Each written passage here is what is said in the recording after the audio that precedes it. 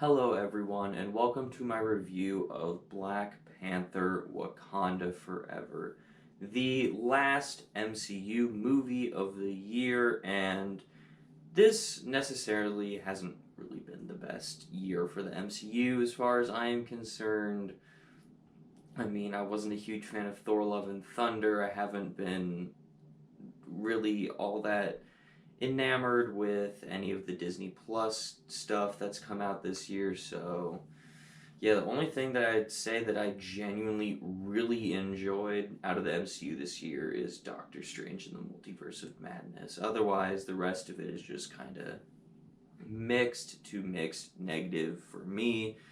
So, so I was, I guess, mildly excited for Black Panther: Wakanda Forever. I mean, it's a new MCU movie, so there's always some excitement for me there, but I'm not the biggest fan of that first Black Panther movie. I certainly enjoy it. I think it's really good, but I think it's quite overrated if I'm being quite honest. Yeah, I don't think it's like one of the best comic book movies of all time, like top tier, greatest movie ever made. I've never understood that level of love for that movie.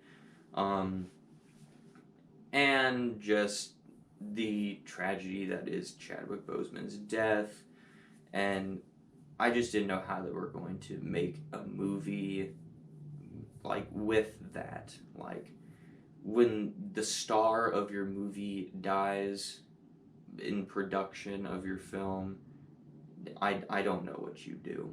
So I didn't know how they were going to handle that, and so I was like, I really don't know what this is going to be. So with all of those things surrounding it, I was certainly intrigued at what this movie was going to be, but I wasn't like jumping out of my seat with excitement to see this film. So yeah, that's kind of what I went into this movie feeling. But yes, what did I think about the movie?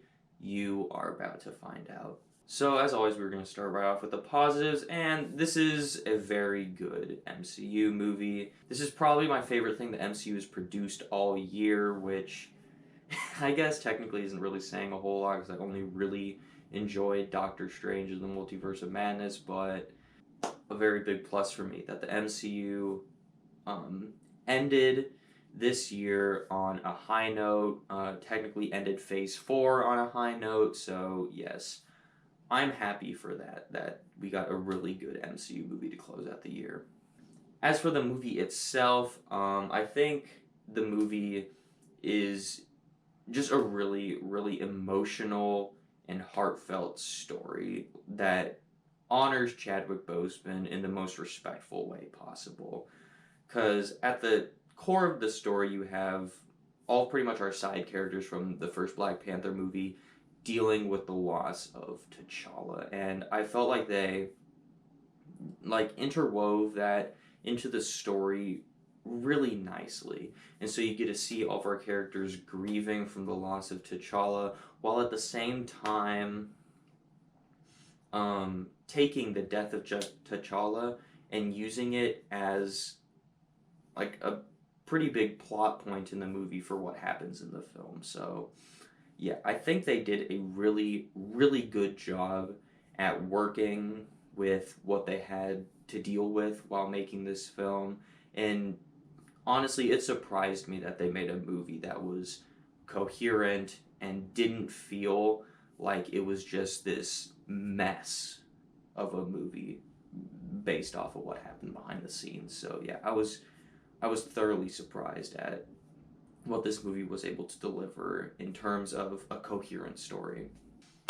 I also think all of our characters in this film give a really good performance. For me, I think the standout in this movie is Namor. I don't know the actor's name, I don't know if I've seen him in anything, but I thought he did a phenomenal job, and I loved the character of Namor, and I am excited to see more of this character in the future of the MCU.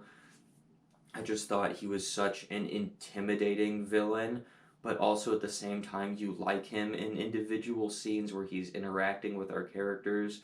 So I thought he was a great villain of the MCU. He might be my favorite villain of Phase 4 of the MCU, but yeah, I really, really enjoyed Namor. Also, this movie looks beautiful. Like the cinematography in this film it just looks amazing. It probably competes with Eternals for the best looking MCU film. Yeah, it's beautiful what this film shows. I mean, you get like all the underwater sequences with Namor showing like where he's from. You get all the beautiful shots of Wakanda in this film. It's just the movie looks beautiful. And then my final positive for the film is that this movie is extremely mature. I mean, when you're dealing with the themes of loss and grieving over someone, and then there's also a whole like I guess like global politics side to this movie too, where it's like all these other nations are, I guess, like attacking Wakanda because they want vibranium and stuff, and so there's a bunch of like world politics like that. It's a very, very mature MCU movie. It's a mature comic book movie, and I'm glad that we get something that is just a mature comic book movie to where, I love all those generic comic book movies like that are just there to entertain, like Black Adam. We got Black Adam last month. I had a really good time with Black Adam, but it's not trying to be anything special. It's just trying to be a fun time with the superhero movie subgenre. Black Panther is kind of like the polar opposite of Black Adam, where it's trying to be a more mature superhero movie while also giving you all the superhero stuff that you want.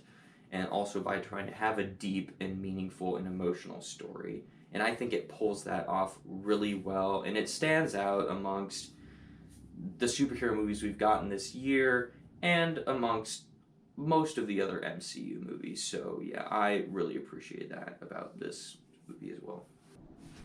And now let's move on to my mixed aspects of the film. And I really only have one mixed aspect to this film, and that's actually going to be the action sequences to the film.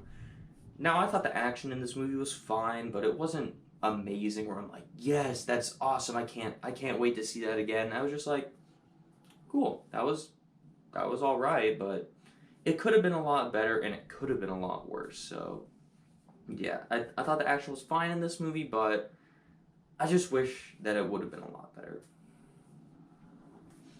And now let's move on to my negatives for the film. And I think the biggest negative towards this film is that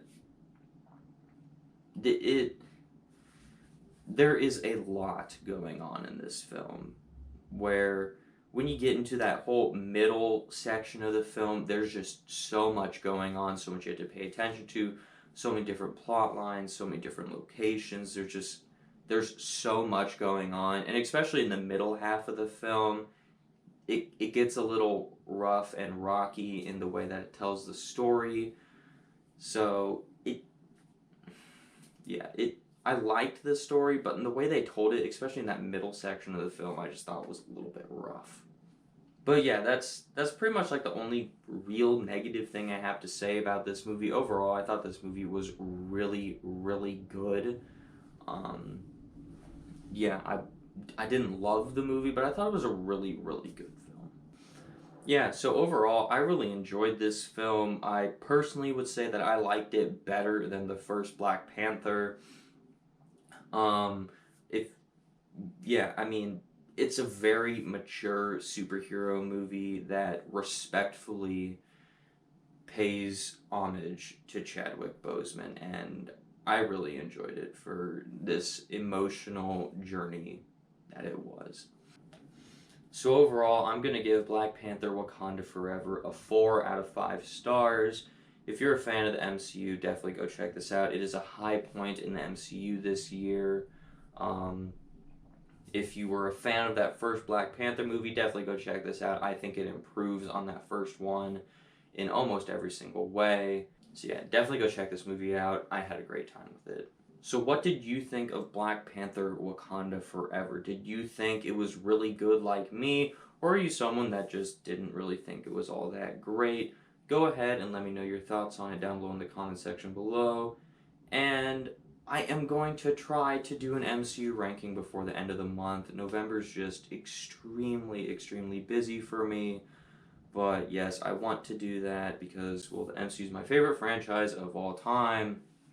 So yes, I'm going to definitely wait until after the Guardians of the Galaxy holiday special drops on the 25th so I can include that into my list.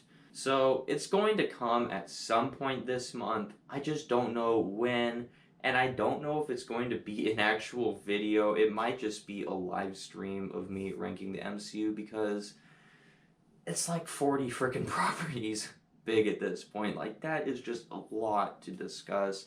And that video would take so long to do, and November is just so busy for me with work. So yeah, it might not be a video, probably be a live stream, and I'm hoping to get that out this month. But yes, it will definitely come at some point in the near future.